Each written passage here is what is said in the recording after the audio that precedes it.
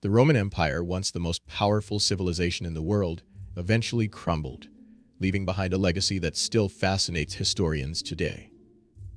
But what caused the fall of an empire that spanned continents, ruled over millions, and lasted for centuries? To understand this, we have to look at a combination of internal weaknesses and external pressures.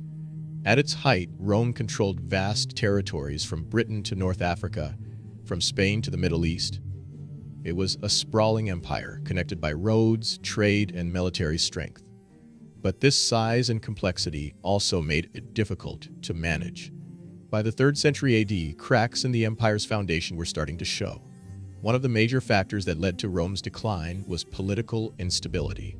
The empire suffered from a constant rotation of weak and corrupt leaders. Over a span of just 50 years, more than 20 emperors came and went, many of them assassinated or overthrown by their own armies.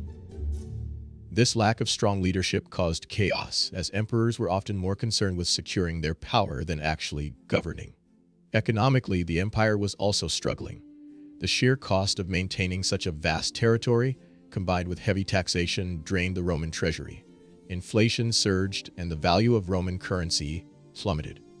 The gap between the rich and poor grew wider, and with it, social unrest spread throughout the empire. But Rome's troubles didn't just come from within. Externally, the empire was under constant attack. Barbarian tribes from the north, like the Visigoths and Vandals, began to push into Roman territory. For centuries, the Roman military had been one of the empire's greatest strengths, but by this time it was overextended and weakened. Many soldiers were not even Roman citizens anymore, but mercenaries with little loyalty to the empire. This made it difficult to defend Rome's borders against these increasingly aggressive invasions.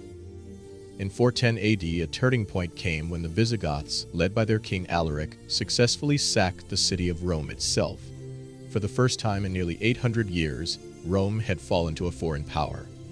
This was a massive psychological blow to the empire, symbolizing that the eternal city was no longer invincible. Then, in 476 AD, the final blow came. The last Roman emperor in the west, Romulus Augustulus, was deposed by a Germanic chieftain named Odoacer. With this, the Western Roman Empire officially came to an end.